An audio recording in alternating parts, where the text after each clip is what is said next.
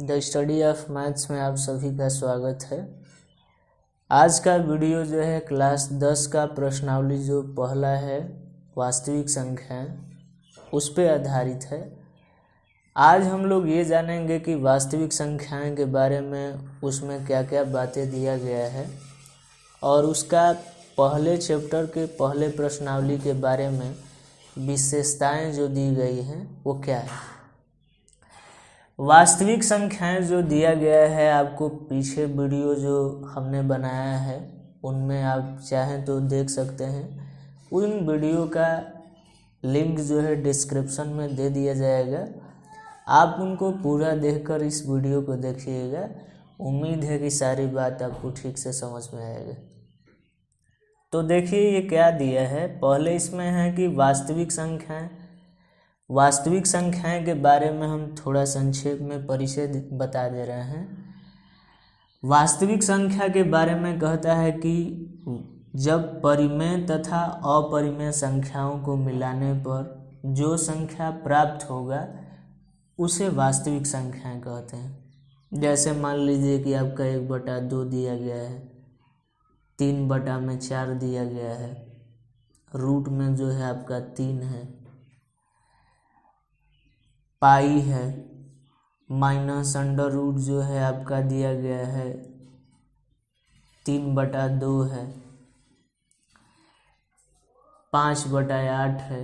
ये सभी संख्याएं जो परिमेय और अपरिमेय जो मिलती हैं वो आपका क्या बनता है, वास्तविक संख्या।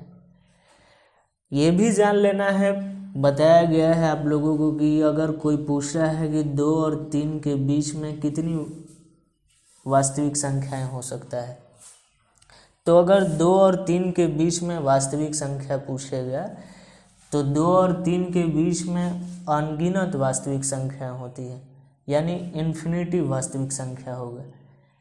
हमने इसके बारे में बताया भी था, सूत्र भी लिखाए थे कि AK + B बटा में K + 1, ये आपको सूत्र बताया गया था। यहाँ पे हमने बताया भी कि आप K का मान 1, 2, 3 रख के देख सकते हैं। हम लोगों का यहाँ पे पूरा जीवन खत्म हो सकता है, लेकिन इसके बीच परिमेय संख्या या वास्तविक संख्या बताना खत्म नहीं होगा। दूसरा, इस चैप्टर में जो है मुख्य बातें हैं पूर्णांक क्या है, और इसमें पूर्णांक के बारे में बताया है तो धन पूर्णांक के बारे में लिया है। तो सबसे पहले पूर्णांक के बारे में अगर देखेंगे तो पूर्णांक जो है पूर्ण संख्या में जब ऋण चिन्ह को सम्मिलित किया जाएगा तो वह आपका संख्या क्या प्राप्त होगा, पूर्णांक होगा। यानी आपका पूर्ण संख्या ये है, इसमें ऋण चिन्ह को सम्मिलित कर लेंगे तो वो संख्या क्या हो जाएंगी, पूर्णांक हो जाएगा। और इसमें धनात्मक पूर्णांक के बारे में कहा है, तो जब भी धनात्मक पूर्णांक के बारे में कहेगा तो ऋणात्मक संख्याएं छोड़ दी जाएंगी। अब इसके आधार पे आगे इसमें क्या दिया गया है, तो यूक्लिड विभाजन प्रमेय का है। यूक्लिड दरअसल जो है गणितज्ञ का नाम है, उन्होंने ही सबसे पहले इस विभाजन प्रमेयिका के बारे में बताया था लिखित रूप से। प्रमेयिका, इसमें अगर पूछे कोई कि परिमेयिका किसे कहेंगे, तो प्रमेयिका का परिभाषा ये होता है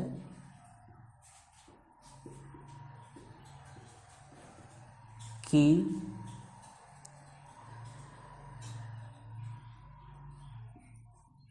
प्रमेयिका एक सिद्ध किया गया कथन है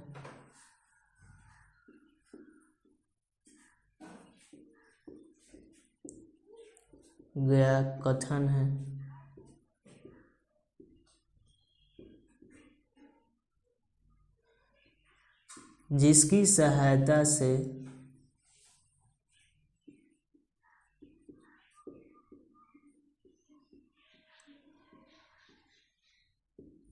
किसी अन्य कथनों को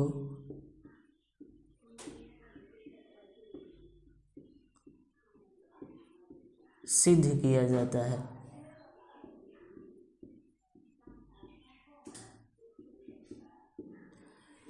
यानी आप ये कहेंगे कि प्रमेयिका एक सिद्ध किया गया कथन है जिसकी सहायता से किसी अन्य कथनों को सिद्ध किया जाता है।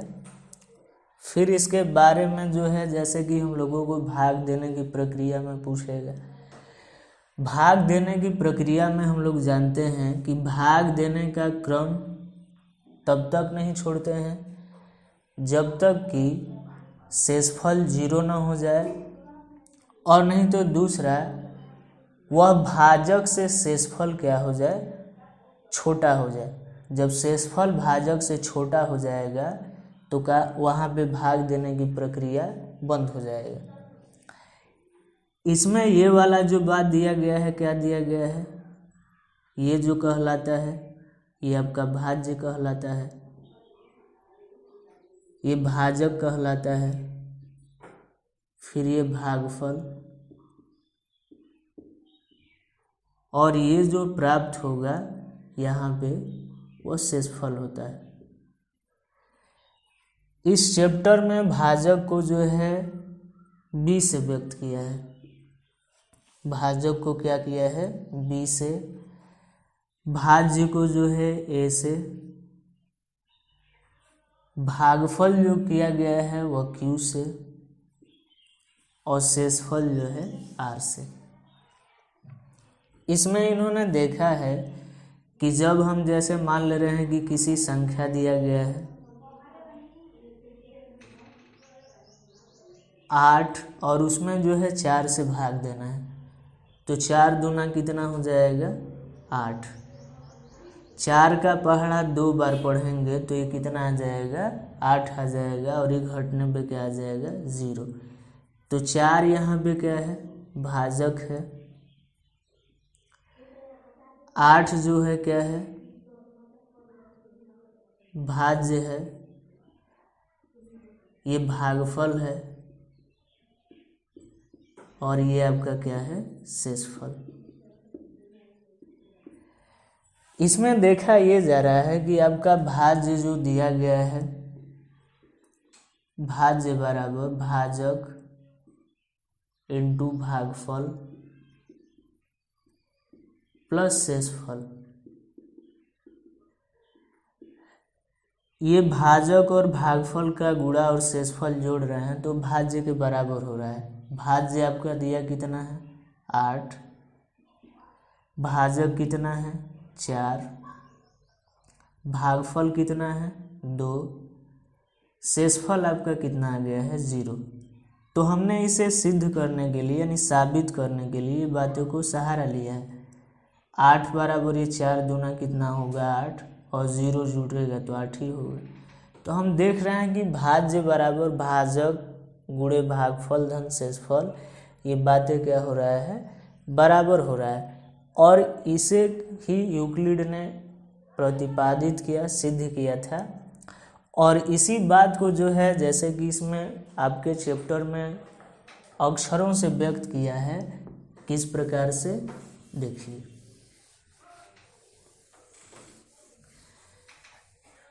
यहाँ पे इसने लिखा है कि a बराबर BQ प्लस R, भाग देने की प्रक्रिया जहाँ पे लिख ले रहे हैं R 0 के बराबर हो जाएगा, या R का मान जो है B से क्या हो जाए, छोटा हो जाए, तब भाग देने की प्रक्रिया बंद हो जाएगा। तो हमने यहाँ पे आपका जो है इस संकेत को लिखा है और उसी की सहायता से यहाँ पे लिखे हैं। लेकिन प्रश्न कैसे पूछेगा, क्या हम लोगों को पीछे जितनी प्रक्रियाएं पढ़े हैं, सवाल पढ़े हैं, उस पे पूछेगा, थोड़ा सा अंतर होगा। ये व्यापक स्तर पे प्रश्न पूछता है। कैसा है प्रश्न, एक प्रश्न से हम इस बात को शुरुआत कर रहे हैं कि दरअसल वो प्रश्न कैसा आएगा आपकी किताब में।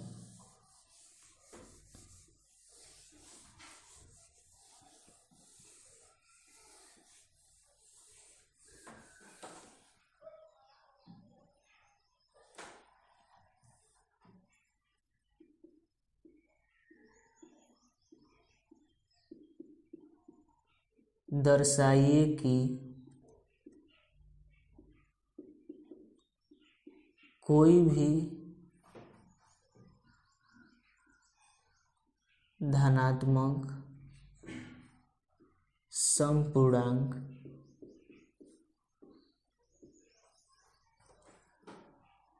टू क्यू के रूप का होता है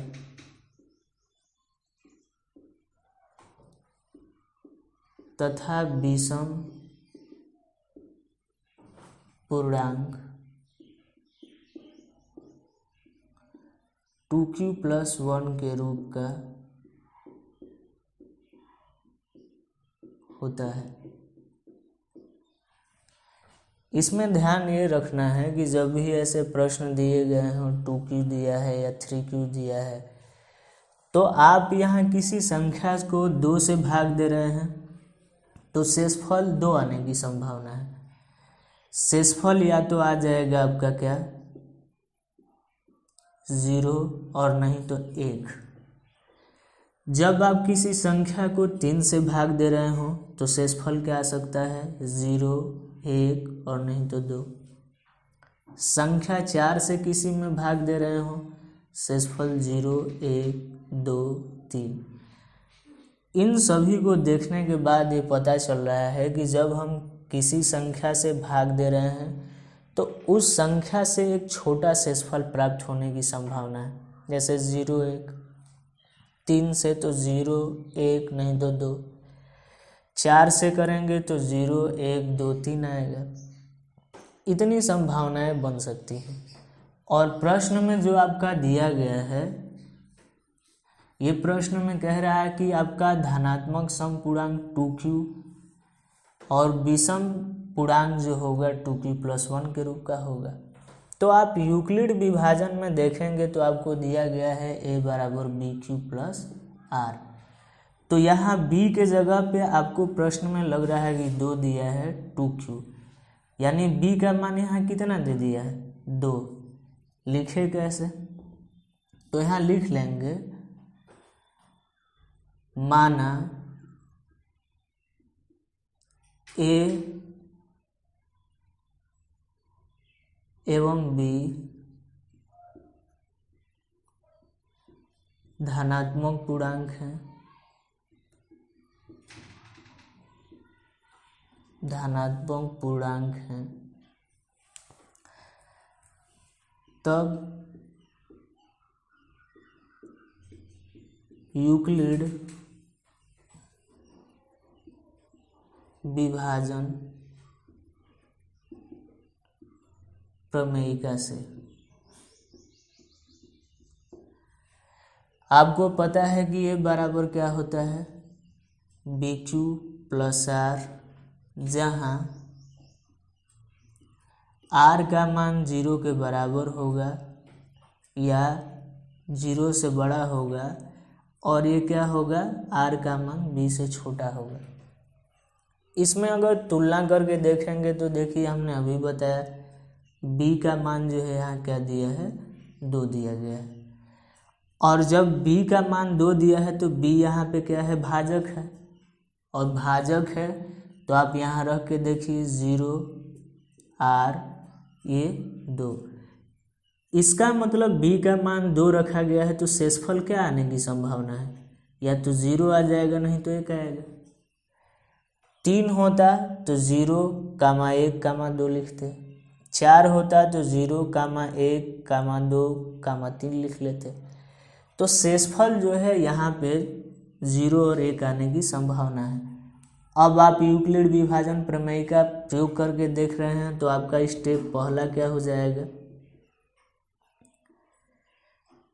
यहाँ दिया गया है a बराबर bq+r। यहाँ पे आप जो है पहली स्थिति में आप रखेंगे यदि r बराबर 0 हो और b का मान आपका दिया ही है, a बराबर आपका b का मान क्या रखा जाएगा 2q और r के जगह पे क्या रखेंगे 0। तो यहाँ पे a बराबर क्या आ जाएगा 2q।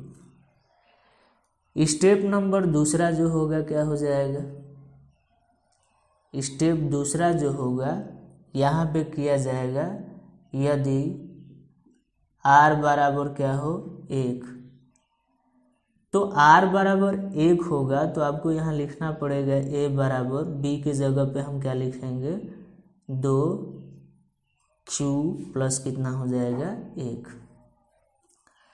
यानी यह प्रश्न हम लोगों का करने का तरीका रहेगा। अब हमें ये पता करना है कि कोई भी सम पूर्णांक 2q के रूप का और विषम पूर्णांक 2q प्लस 1 के रूप का है, पता कैसे करें। तो पता करने का तरीका सबसे पहले ये है कि आप एक जांच कर लीजिए। जांच में जो है आपको यहाँ पता चल जाएगा कि दरअसल यह कोई भी सम पूर्णांक किस रूप का होता है या नहीं होता है।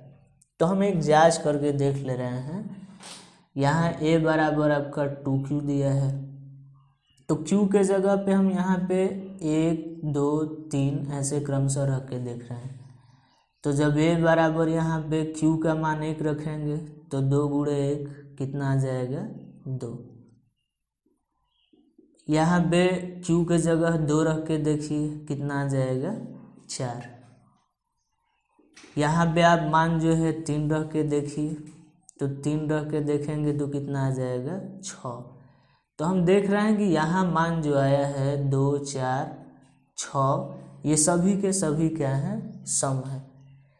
विषम वाला बात देखिए ये क्या कह रहा है। विषम के लिए देखेंगे तो यहाँ पे कहेंगे कि आप a बराबर क्या है 2q प्लस 1, यानी q बराबर फिर से हम यहाँ 1 2 3 रख के देख रहे हैं तो a बराबर क्या हो जाएगा 2 × 1 प्लस 1, तो 2 एकम 2 प्लस कितना हो जाएगा 1, यानी यहाँ पे मान इसका क्या आएगा 3।